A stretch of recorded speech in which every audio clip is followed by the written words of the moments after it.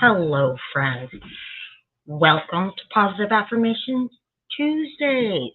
I feel like I haven't been here with you guys in a really long time. When really we just missed last week, right? Because of something unavoidable. So I do want to just, as a little disclaimer, let people know that watch this as a video replay later. It did originally air live. So occasionally you'll hear me interact with people in chat that you might not necessarily see. I'm not talking to myself. Well, sometimes I'm talking to myself because there's nobody else in here. So today we're going to talk about our authentic lives. I think that that's what I think that was my intent when I started doing positive affirmations a couple years ago. On a different streaming platform. I think the intent was, hi Sarah, welcome. I think the intent was to kind of unpack all the negativity and maybe old wounds and resentments and hurts and kind of build upon the positive things. You know, we all have positive things, positive characteristics and attributes. We all have things that we could work on. And you're halfway there if you acknowledge those and you want to work on them. I want to. I don't necessarily want to die not having at least tried, to reach for that brass ring. I'm not ever going to be perfect. But I'd like to perfect some of the imperfections, just tweak them and make them a little bit better. So not a long time ago, but a long time ago, I bought these books by this author, Sarah Ban. I can never say her last name. I'm going to say it's by Breathnack. She's wonderful. She's the author of Simple Abundance, and it's a book that's kind of an everyday reading book. And then her follow-up, that was a bestseller for I don't know how long. I think it might have been featured on Oprah's Book Club. I don't know. I've owned that book several times throughout my life. And then I've either lent it to somebody or it got lost, in a move. But listen, her books always find their way back to me. Her second book that she wrote after that was called Something More, Excavating Your Authentic Self. So recently I kind of started doing readings from kind of alternating from these two books because I find her very inspirational and very relatable. I think I really think in order for somebody to be inspirational, you have to be able to relate to them. Some people are relatable on a mass global scale, right? At other times, well, hi Mary Lou, welcome. Other times it's about you kind of get close to getting a message or kind of get close to solving a mystery or get close to solving a problem that keeps recurring in your life, be it a relationship problem that can pop up in different relationships for you. And you get close to figuring it out, how to not have that happen again. And then, it really is kind of like an aha moment. You'll read something or you'll hear somebody say something and the planets finally align and it makes sense to you and you're inspired by it. And I love that. And Sarah's writing does that for me. So I've been alternating between two of her books. I think I have 5 or 6 of her books. But I've been alternating the readings lately between Simple Abundance and Something More. And so today, the topic is our authentic lives because, like I said, I think that's our intention of being here, is being authentic and living our best lives. It doesn't mean, I said this before, And positive affirmations can help with that. With our joy jars, with our joy jars that we made. If I'm having a really bad day, I can reach into that joy jar, and it's just a reminder. It's just a reminder that even though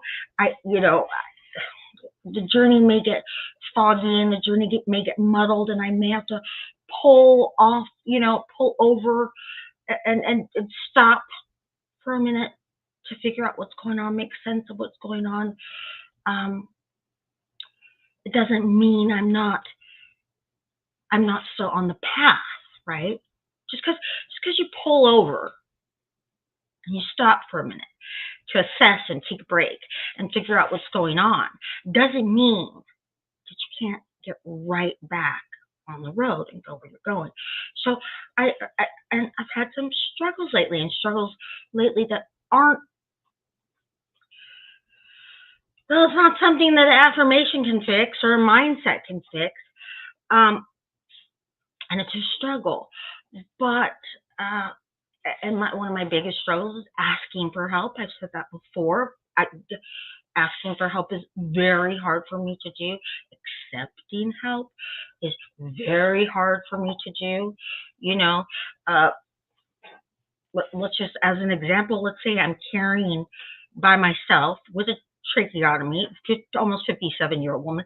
Maybe I'm carrying 100-pound shelving unit, and I walk past.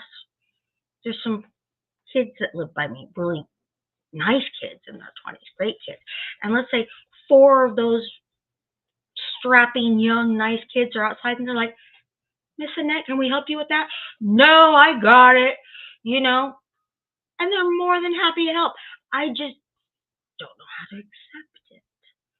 I don't know how to accept it. And I'm working on that. That's not cool. That's not cool. I certainly give help whenever I can. Sometimes I'll just force it in there, right? Sometimes I don't even ask. I just jump in where I see something needs some help getting done. But I'm not very gracious about accepting that. That's not cool. The older I get, the more I'm going to need help from time to time. And while struggles are real, and the struggle lately has been real, there's no reason not to ask for help and accept help if it can lighten that load. Conserve your strength. You're going to need it for the next round when somebody might not be there to help you, right? So I find that the affirmations and the joy jar are very helpful in some situations. And so Mary Lou says it's really hard for her to ask for help as well. Sarah says she finds it difficult to ask for help. Listen, of course, we welcome everybody who would like to come. And I know that a lot more people watch the video replays than they are able to show for the live streams. And that's just, well, hello, Mark Randalls. How are you? Welcome. So a joy jar is something that we created. Now, I can grab mine right now. It's actually right here. So mine is actually a little jar. And one day, because occasionally we do different, we'll do a different crafting kind of get together. We made our own positive affirmation cards once, then we did the joy jar. So the joy jar, it's filled with little slips of paper, and it has affirmations on them, but it also has some lovely things in my joy jar that people said about me during the day that we made the joy jars. We kind of did a round robin, and we went around and everybody said there's something really lovely about each person that was in the chat. So my positive affirmation cards were wonderful. Sometimes when I'm feeling alone, I'm chewing inside my head, Sometimes if I have a problem or an issue, gets inside my head, and I won't release. I won't release it. I'll just turn it, go round and round and round. And I'm not getting anywhere. I go round and round and round and round, and it just starts to become mush. And I can't verbalize how I'm feeling. I can't think my way out of it, obviously. I feel horrible because now everything's muddled together. And so sometimes if I can go grab something as just a reminder, as just like, hello, hey, whatever else is going on, what about this? And so this one, for example, says, your friendship is wonderful and a gift. And I wrote down who said that to me, and that was Ronnie Lynn. So while that may not be relevant with whatever problem I'm going through that day, it is, it's like a hug. It's like a hug from somebody going, this may be going on, but guess what? You're still a great person. You're a capable person. You're a strong person. You're somebody that has survived many, many things. And you'll survive this too. It may not be that graceful how you get through it. And you can't get around it. You can't go over it. You can't go under it. You've got to get through it. It may not be that graceful. And it's probably going to be uncomfortable, but you're going to get through it because you're capable and you're all these things. And your friendship means something to people. So it's important to get to the other side and put whatever's going on, put it to bed, right? Bury it and move on as quickly as possible, because you have real people and real things and real intentions and goals that all this energy would be better used for. So that's what a joy jar is, and you can fill it with affirmations. If somebody says something nice or lovely to you, or writes something nice on a card, take what they've written in the card, write it on a little piece of paper, put it in your jar, and then it's not in a card buried in the bottom. I used to have a hat box full of cards, right? It's not buried in the bottom of a hat box or a drawer. Because how often do we all go through our cards? Now it's something tangible that you can reach out and read, right? Sarah says you can't go around it, so you have to go through it. That's the only way, Sarah. You have to go through it. You have to go through it. And like I said, it's probably going to be uncomfortable, and it might not be that graceful. Your hair may be a little wild when you get to the other side, but you will get to the other side. You will. You know, in race car driving, race car drivers are taught that even if a cars in front of them begin to spiral, right? Begin to spiral and go across the track. And a lot of times there's smoke coming up from the tires. If there was a collision, there can be debris flying around. So drivers are taught, do not try to guess where that debris in that car is going to go.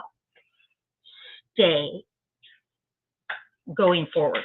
Just drive through it. You have to go through it to get past it. And they're taught that because if they try to move or swerve, they can cause an accident with somebody else, or the car is spiraling across the track and then they hit it, where if they had just gone through it, they would have avoided a lot more damage. So sometimes you just have to remind yourself of that you have to go through it. Don't try to go around it. You're going to spend so much energy and time. It's going to rent double the headspace by trying to go around it, and you might create more problems. You just, when you can get your courage up and you're ready to make the move, You just have to go through it and deal with whatever comes your way. And that's hard to do when you're in the middle or facing a big issue. I'm certainly guilty of that myself. So I love to have little reminders that I can reach out and be like, okay, whatever issue it is that I'm going through right now is probably, hopefully, temporary. This is real, you know. My values are real. The things, you know, I know who I am, and I know who and what is important to me. Those are real. And while this problem is really real right now, it's not a real part of my life for the long term. So I just need to get from point A to point B and get on and get over with it, right? So the joy jar, the positive affirmations, the readings, talking with friends, sometimes venting, those are all helpful. So kind of when I've excuse my French, it's not even French, when I lose my shit and I'm just everything just scatters to the wind, it kind of helps me go, oh yeah, wait a minute, and pick the things back up, consolidate my feces, and move on. So that's a joy jar, Mark. We do kind of fun things. We do. We haven't in a while, but we do some interesting things, and we're certainly thrilled to have you here. We do have gentlemen jump in here, and I love it. I love it. And the only thing I can say is most of the readings, just I guess because I'm a girl, and I tend to go for books by female authors, tend to be about women. But trust me, the ideas are universal and unisex. Trust me, they are. Men, I think, want to live their authentic lives just as much as women do. I just don't think there's a lot of talk about it. But men certainly, just like women, where women were, and I was going to show my age, but when I was younger, women were kind of just starting to really work outside the home. I was a latchkey kid, all that stuff. Predominantly, women's work was the home. Men left and went, and they bore the financial responsibility for taking care of the family and the house and all the bills, and that had to be their focus. And women's primary responsibility was to be inside the house and take care of that, and the children, and the husband, and the laundry, and that was a lot too. And it gets very easy when you're doing either of those things, or especially both. There's a lot of single fathers. There's a lot of grandparents raising their grandkids. But while they're working, now women and men are both working out of the house, which means everybody has to pick up whatever's going on at home. That's a lot. And so it's a little hard. What are you crying about? They're fighting over bones. So, because there's not enough treats in this house. So they're whining at each other. Mark says how times have changed. They have. So I think it's very normal. It's unfortunate, but it's very normal for people to not have the time to focus on who am I, what am I about, how have my values changed? Do I need to reassess my values? Are my friendships intact? We're very connected right now, more connected than we ever were. Well, hi, Tina. Hello. Thank you so much I am, of course, fortunately, I'm on the laptop today, so I don't have to worry about that. But I would love to get back to live streaming. But I'm getting closer, Tina, and thank you so, so much. Thank you for everybody that has helped. I would not have asked for help for myself. Lynn took that upon herself, and for that I'm gracious and grateful. And so that's been on my mind lately about asking for help and accepting help, because that's kind of my Achilles heel. And I know, well, I have two Achilles heels actually. One is I don't like change, and the other is I have a hard time asking for help. But anyways, back on the topic, I think while we're more connected than we've ever been before. When I was a kid, there was one phone in the house. It was in the kitchen, on the wall, avocado green, I think it was, or maybe yellow that matched the kitchen. I don't know. That was the phone. Now I don't really know anybody that has a house phone anymore. Now we all have our cell phones, our laptops, we got messaging, we have Facebook, we have social media, we have Google, we have, when I was a kid, the TV the stations went off at 11 o'clock or midnight. It just went, and you've got this thing that was like a nuclear power plant sign in the center of your TV. Not that you wanted to watch TV after like 9 or 10 p.m. anyway, because it was just crap. Cartoons on Saturdays. 10, 11 maybe. And my brother beat it out of there, and we went and rode our bikes all day. Just what you should do. Now everybody's connected to something. But I don't think we have a ton of different ways to keep ourselves busy besides work and the house and the kids and the grandkids and the family and the spousal relationship, or significant other relationship, whatever it is, yard work, neighbors, paying bills, all that stuff. Now we have 1,000 different ways to keep ourselves busy and avoid just kind of taking a peek and seeing what's going on inside. It's really important to kind of do a check. It's important to take your own temperature, and to do that, you kind of have to stop and kind of, you have to dull the noise, to turn it down for a minute. And that can feel really extravagant when there's a bunch of other stuff going on. When maybe you haven't reached out and talked to family in a while. Though Lord knows we don't have to write letters anymore and mail them. We can just send a text.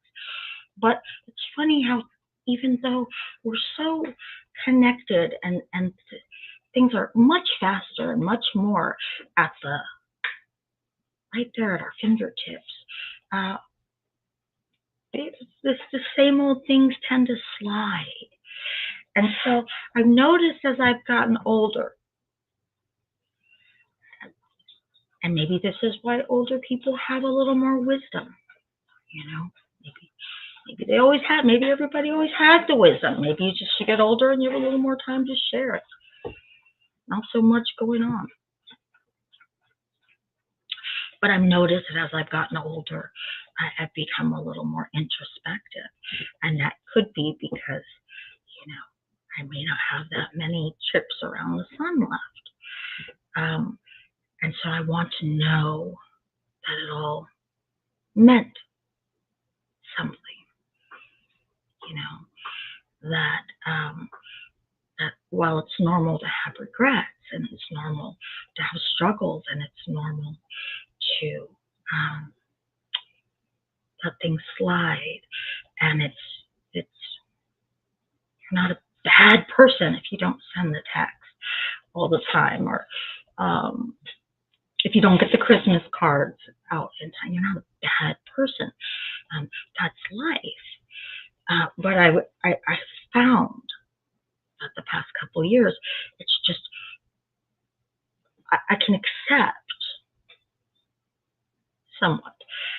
sometimes white knuckle acceptance of the things that I don't get done that I think I should do, and the duties that I feel internally.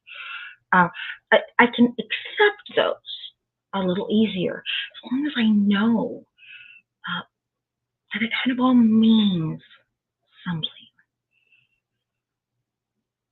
And if all it meant when I get to the other side, whatever that is, after I'm no longer, harassing people on Tuesdays with my live streams, right? Whenever I get that, if all it meant was I was just an amazing dog mom, and that all of my dogs just love me beyond belief, and that I was a good friend, and that people knew they didn't have to hear from me every week. They knew that if they needed something or wanted to talk, they were going to hear from me, and that while I made mistakes, I didn't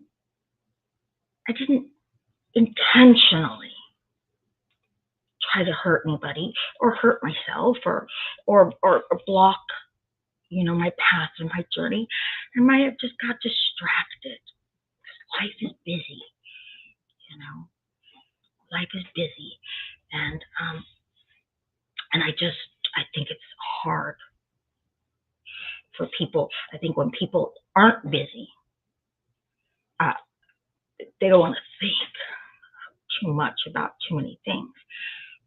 That's when it's easier to put the game on or put your favorite shows on. I'm guilty of it. Sometimes I need that mental checkout. So what's kind of funny is the thoughts still jump in there, right? No matter what I'm doing. So this has kind of gone all over the place today. But what it comes down to is I think that our intention when we get together is to really try to find support and try to take that moment where what we're doing is looking for a little affirmation, that we're not the only ones that feel the way that we're feeling or go through what we're going through, that we all want to get to the side. We all want to be authentic, really know who we are, so that our yeses mean yes and our no's mean no, and that we're really showing up in our relationships, whatever those relationships look like. They can be relationships that are thousands and thousands and thousands of miles apart. They can be relationships that we have with older relatives that don't even know how to FaceTime, and so it's a phone call. We don't really get to see them, whatever it is, that we're showing up. I've often heard it said that people enjoy being grandparents more than they enjoy being parents. Well, is it because things have slowed down a little bit more by the time you're a grandparent? I don't know. Is it that, I've also heard it say, well, it's easier because they're not your kids. You send them home to their mom and dad. Is it that? Or is it because you get older and you learn how to relax? And you don't have to scream about Kool-Aid. You've seen Kool-Aid get spilled 1,000 times before, and the world didn't end. Is it because, you've learned to relax and accept? The kid didn't spill the Kool-Aid on purpose. They didn't want to get in trouble, and they shouldn't get in trouble. So that's life. It wasn't an oil spill in the ocean. We're not going to have to call in the Peace Corps to clean it up. It's just get some paper towels or a towel and do it. Is it because we've learned how to relax and realize that the time and the quality of that time is more important, and the nurturing of that little person? Is that what makes grandparenting easier than parenting? I don't know.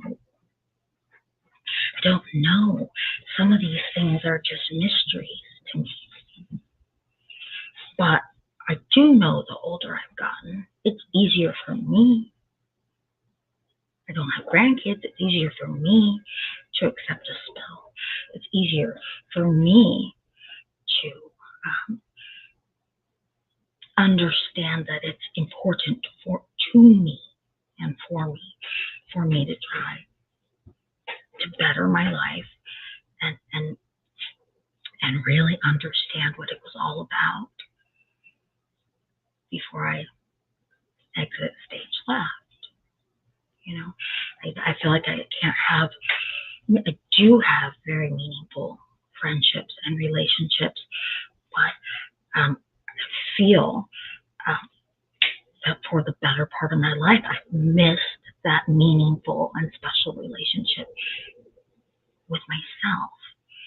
You know, most of my early life I spent just very reactionary.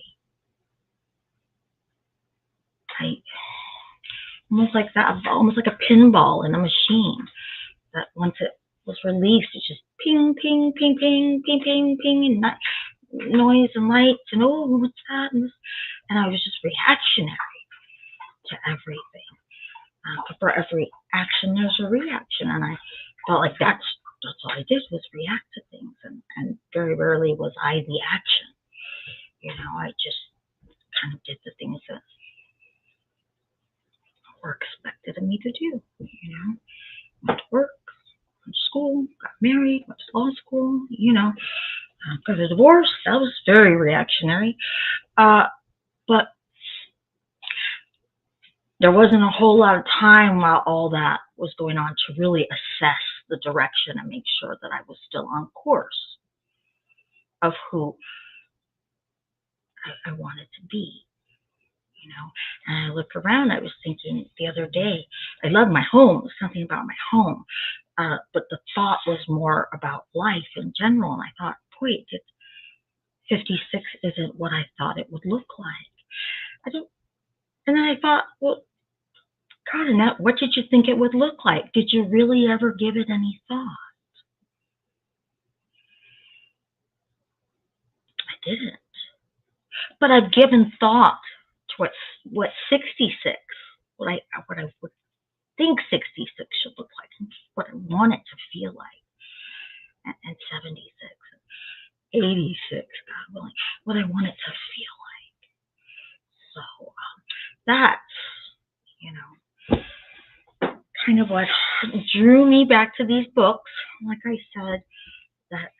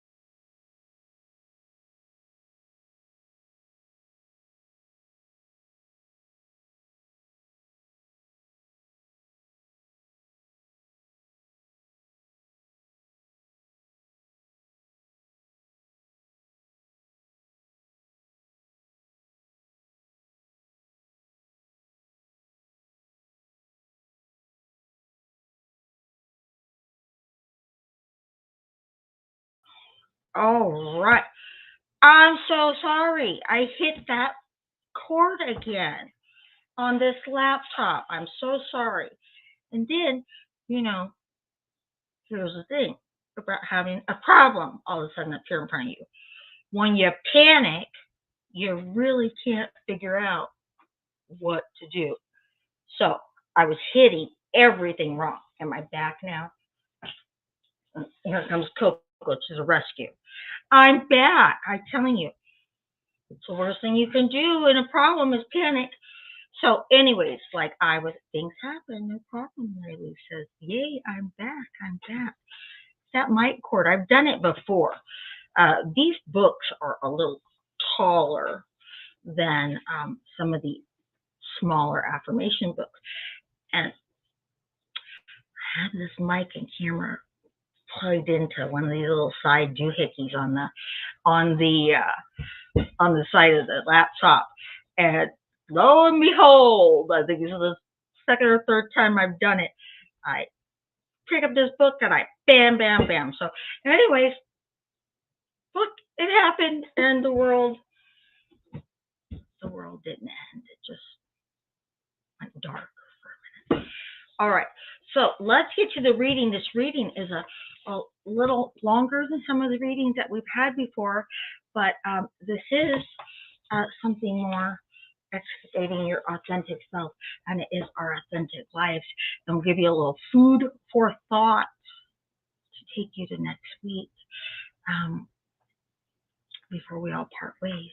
And if we have time, we'll have a little discussion. I love Sarah's book. She always starts with a little quotation by somebody. And this one's by William Wordsworth. I don't want to say that 3 times. Our birth is but a sleep and a forgetting. The soul that rises with us, our life star, hath had elsewhere its setting, and cometh from afar, not in entire forgetfulness. William Wordsworth. Human beings, as far as I can tell, seem to be divided into 2 subspecies.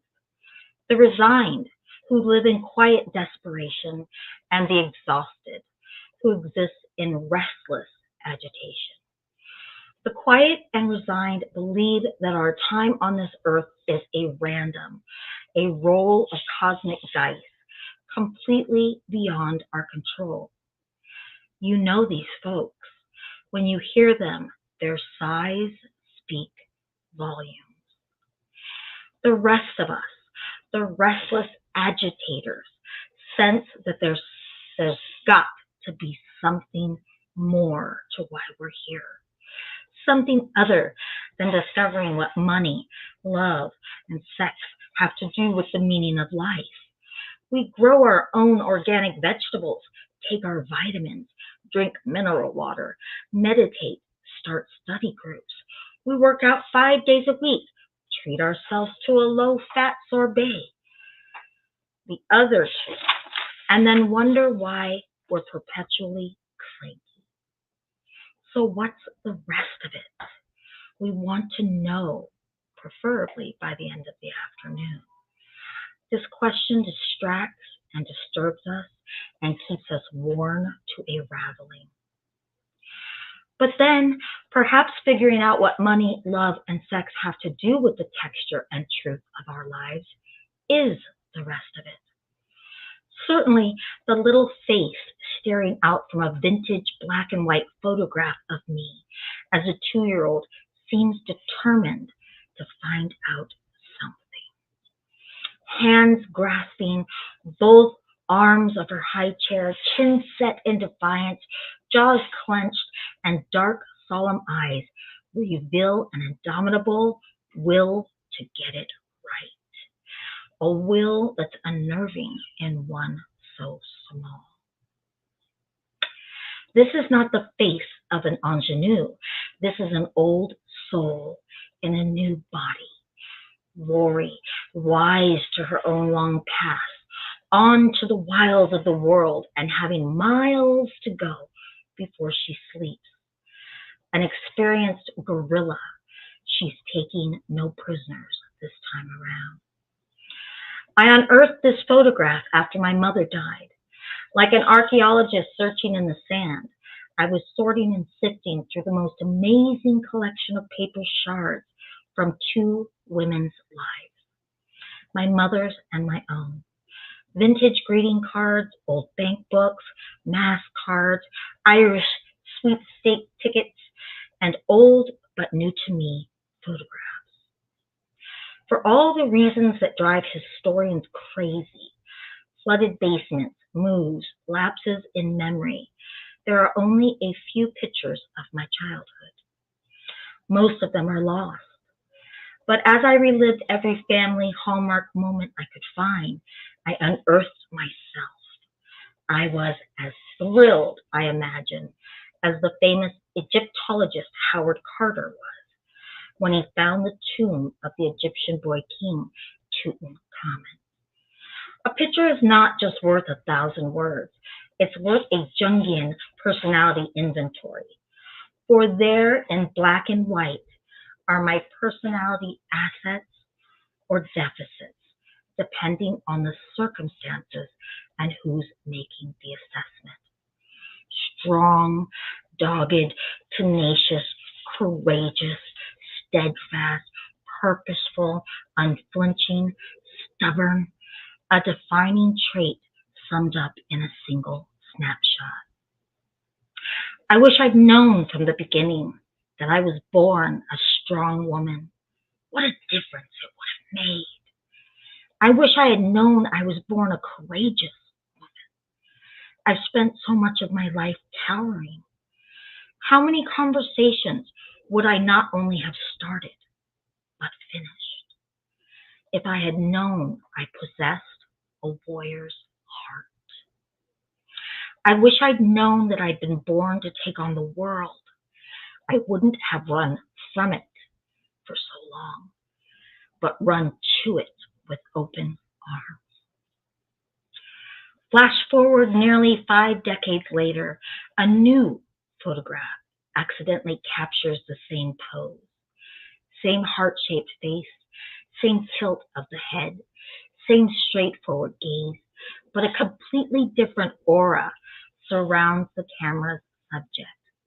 The silly stubbornness has become spiritual moxie. The child of the world has grown up to become a savvy innocent. The wariness has been transformed into a knowing, as in, relax, I know what I'm doing. Better yet, all the tension is gone. The burdens of the assignments her soul chose to tackle in this lifetime has been lifted. She learned her lessons well. Karma's been erased, an enormous divine debt has been paid off. Can this be possible? Perhaps I'm looking at the photos of 2 women related by blood from different eras, but I know better.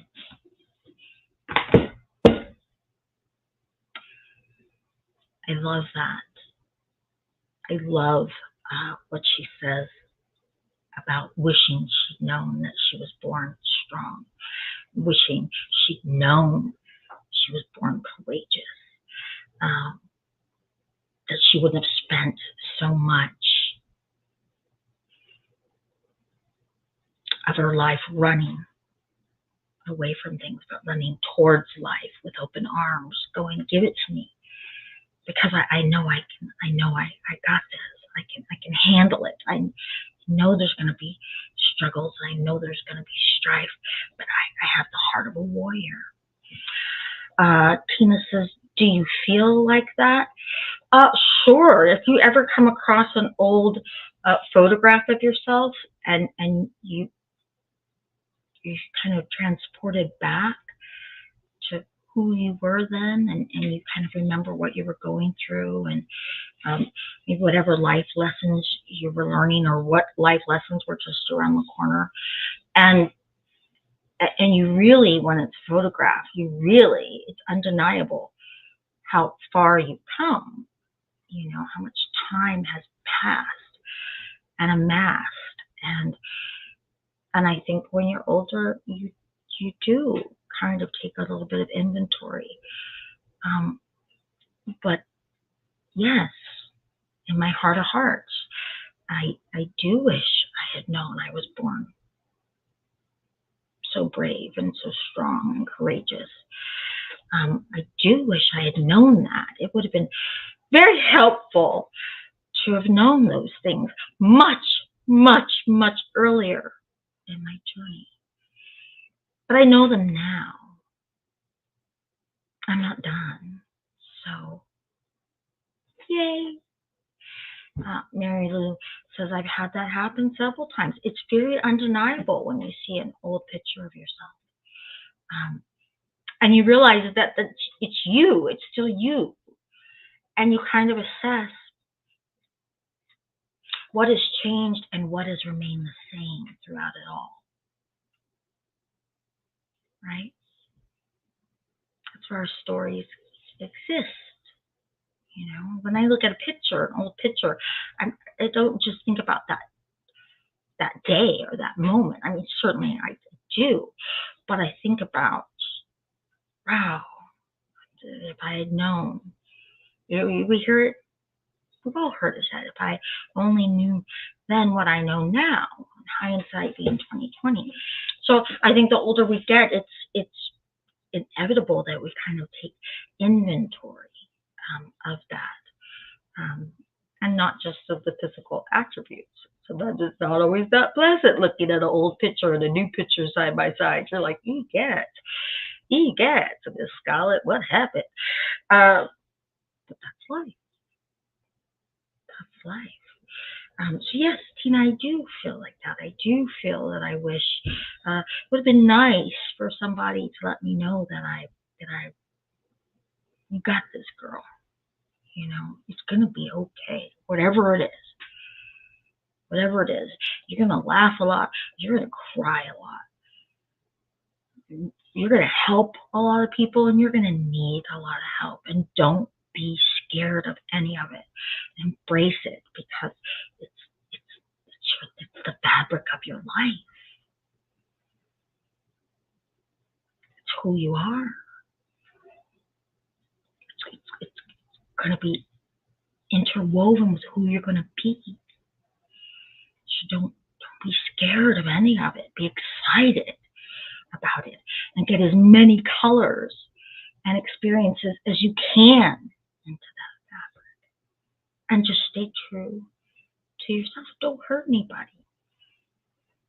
Right? Mary Lou says, for me, a lot has changed even when I see pics of myself as a teen. Oh, I don't want to go there.